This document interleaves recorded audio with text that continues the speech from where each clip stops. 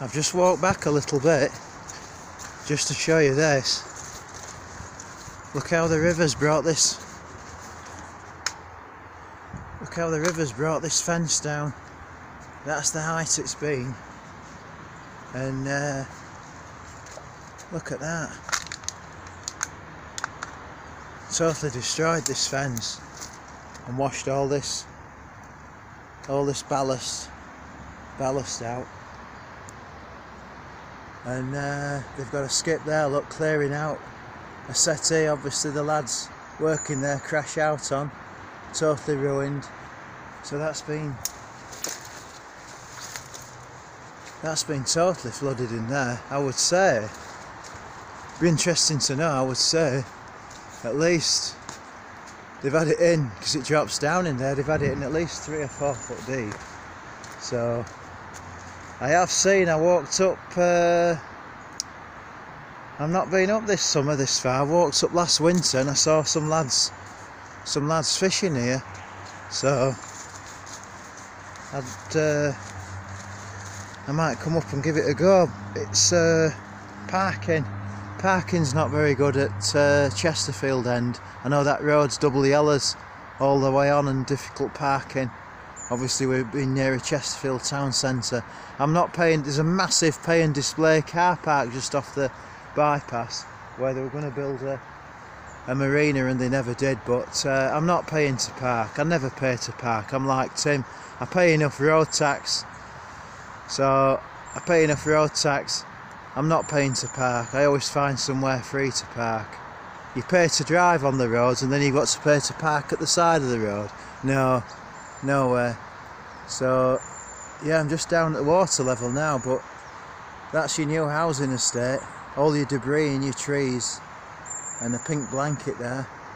So you've got new houses that side as well, but they're a lot higher up, so they should be safe. But here it's just they've just built them on a floodplain. Absolute madness. But yeah, I fancy coming fishing here. I don't know about trotting with maggots. Might be a possibility. I fancy a little cage feeder stuffed with liquidized bread and a lump of bread on a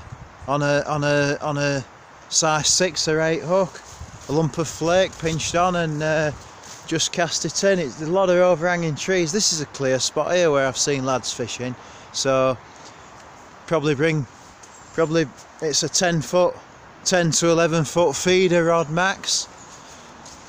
Cage feeder stuffed with liquidized bread and a 3 foot tail, 3 foot hook link, and size 6 to 8 hook, bread flake pinched on, and see if we can catch a chub. It's definitely a chub river. There is chub in the Rother, but it's not stuffed with chub.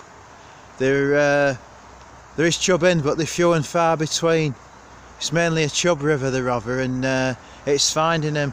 So if you can like tough it out and get some liquidized bread,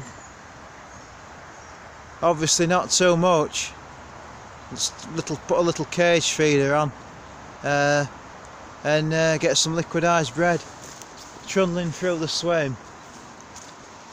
You might be able to draw something up. I'm saying feeder rather than float and maggot tactics. A little maggot feeder might work, but rather than float, once it gets cold, I'm tending to lean towards a more static approach. But yeah, I showed you that earlier. Look at that, all washed over. All that bankside vegetation, all flattened.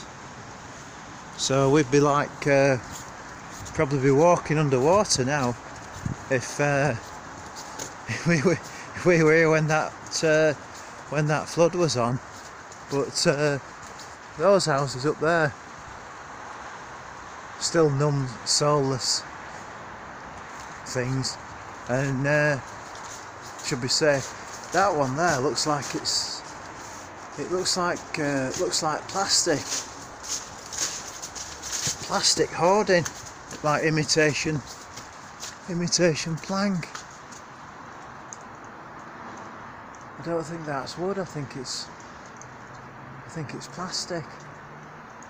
So they've got no balcony. You've just got obviously these patio doors. Well, not patio doors. These bifold doors. These doors here, they open up, and then you've got that glass restraint there. But yeah, they've not put them little balconies on. You think they'd put them little balconies on, wouldn't you? Because you're not impeding anything there. Just a little balcony so you can have a little bistro set. Little bistro table and 2 chairs, like you see at Kelham Island on the balconies. But they're so poorly built. I mean, look at them. Look at the. You can see the moss round the hopper already. So that's obviously blocked with leaves and overflowing down the wall. And then on those copings, those grey copings at the top, you can see all green underneath, and then you can see mould. You can see mould on the window frame. So there's obviously a lot of water. And that slope in this way, that's like a little flat roof up there. So there's obviously a lot of water runs off down that wall and around that window frames, and it looks poor. Looks poor, doesn't it? When you think of a terrace house with a gutter, an efficient gutter and a fall pipe, you don't get water running down your external walls unless your gutter's gone. Well, that's been built like that with no gutter. So you've got a roof there, and then you've got a valley, which obviously next to these trees, you create a valley, you create a problem. So somebody's got to get up there and clean that out. There's only one way. You've got to physically get up there and clean that out. So they've just built a problem there. They've just built a problem.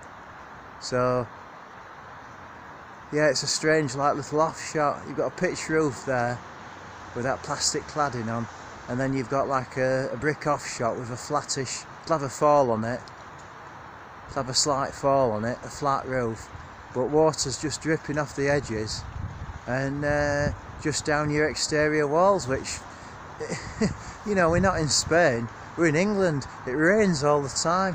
What a poor design. I mean, they surely must have learnt from flat roofs in the 60s. So I mean, that's better built. That one up there, it's got a good fall on the roof. You've got a gutter and you've got a fall pipe. So, and those are the same. Look, a good fall on the roof, gutter, fall pipe. How they should be built. You want water running off your roof into a gutter and away. You don't want it running down your walls. Well, no matter how good your cavity is and your windows are, you just don't want water. You don't want water run off from your roof, running down your exterior walls. You're going to get damp in. And that one's been poorly built. That where the gutters are and the pitch roof, the walls are fine. Where you've got that little flat roof, you've got damp. You can see the green spots up on the left on film. So you've just created a little damp extension there. So I mean, really, to rectify that, you'd have to put more of a pitch on it, or a pitch roof. But then you've still got the problem of a valley that needs maintaining. So I can't see the point in that. But yeah, we'll probably come fishing here. Give it a go. I've seen people fishing before. If the weather wasn't quite as bad today, I mean, I say bad, it's only been spotting on and off. It's just started to spot now. You can see that on the water, but yeah, there's not really many people out today. If the weather was better, you'd see more fishing. See 1 or 2 fishing to have a chat to and see what tactics they're employing and how often they come and whether they've caught anything. I always ask.